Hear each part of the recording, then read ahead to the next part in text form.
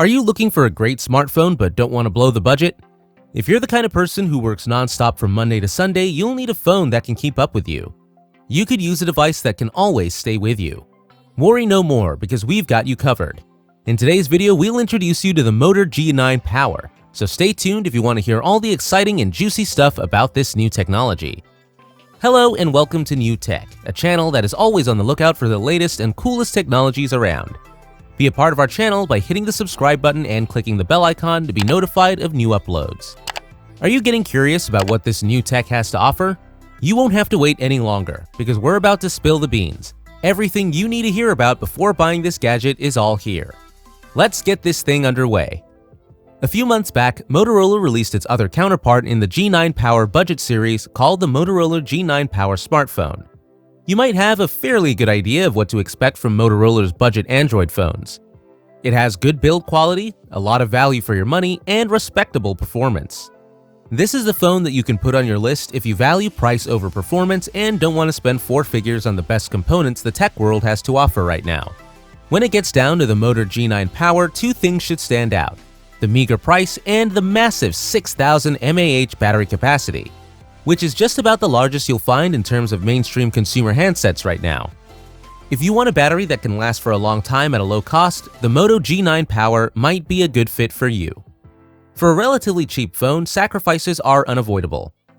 The G9 Power's internal specifications, which include a Snapdragon 662 chipset and 4GB of RAM and 128GB of internal storage, aren't particularly impressive. The phone can get you into day-to-day tasks and even run immersive gameplay on lower quality settings, but it's not going to blow you away with its pace. Although the Moto G9 Power can handle visually challenging games like Asphalt Racing Series or Call of Duty Mobile, there are stutters occasionally, and you won't get the frame rates or smoothness of a mid-range. It's not that the phone won't run the applications or games, but you'll have to get used to lowering the quality settings most of the time. Another aspect where you should manage your standards is camera quality. While the Moto G9 Power pushes above its limit in terms of the pictures it can create if the lighting is decent and you have a steady hand. When it comes to camera setup, the Moto G9 Power sticks to the basics. Concerning the three cameras on the rear, the main 64MP camera is the real star. The flash is the fourth circle visible, and the other cameras are 2MP depth and 2MP macro. On the front, there is a single 16MP camera. The image and video quality are good without exceeding that of higher-end phones, providing better color depth, video stabilization, and many more. The photographers are unlikely to win any photographic contests, but they are suitable for social media and casual use. It's a real pity there's no ultra-wide camera built on the phone, and there's also no optical zoom, but the digital zoom is manageable if used sparingly. Fortunately, the Moto G9 Power's integrated camera software is very easy to use, highlighting the phone's appeal as a point-and-shoot camera. With a screen that reaches 6.8 inches from corner to corner and a thickness of 0.38 inches, the Moto G9 Power is a large and chunky smartphone, and the camera bump adds a touch. The LCD has a resolution of 720 by 1640 pixels with a pixel density of 264 pixels per inch and a 20:5:9 aspect ratio. It's not a bad screen, notably when the brightness is turned up, but it lacks the color depth and contrast of the finest OLED displays. And there's no HDR support, so the lightest and darkest sections of the images and videos would be unbalanced.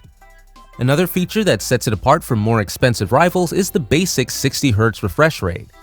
Coming down to the Moto G9's power screen, its size is somewhat weakened by the low 720 pixels resolution. Well, it would be perfect enough for watching videos though. The display is maybe one of the most lacking aspects of the Moto G9 Power, and if screen quality is essential to you, it might be worth the idea to look for another choice. But the greatest potentials of this phone are found elsewhere. When you look at the phone, you'll see that it has power and volume keys on the right-hand side, and the fingerprint sensor is also located on the back of the phone. There's a USB-C port on the top for charging and data sharing, as well as a standard 3.5mm audio jack for your wired headphones. It's basically what you'd expect in a Motorola smartphone, plain and basic. The silver metal branding around each lens, plus the flash, gives a cool touch of elegance to the compact triple-lens rear camera structure. The plastic back shell has a great texture with tiny ridges that look like fingerprints. It makes the device easy to grip while still boosting its appearance. There's no IP rating for water and dust protection, though the phone is advertised as water repellent. The smartphone comes with two color choices, grayish metallic sage or a more vibrant electric violet. The Moto G9 Power's best selling point is undoubtedly the 6000 mAh battery, which could last 2 days of normal use. If you're working, it's impossible to drain this battery fast, even in standby mode. It doesn't drop any more quickly than 1% per hour. While streaming videos, it declines around 10% every 2 hours. You won't have to think about charging your phone every night because of its large capacity, low-resolution screen, and moderate internal specifications. When you do charge it, you'll need a cord since it doesn't allow wireless charging, but on the brighter side, you'll be able to take advantage of the 20-watt fast charging.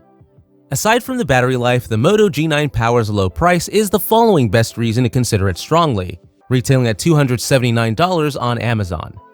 The phone may not be perfect in every way, but it is unquestionably good value for money. Now that you know everything, you can now decide whether to buy this phone or not. But please let me tell you that it's definitely worth the money. If you don't mind sharing your decision with us, don't let anything stop you from commenting on it down below. Make sure to subscribe, leave a like, and share our video. See you in the next one. Take care.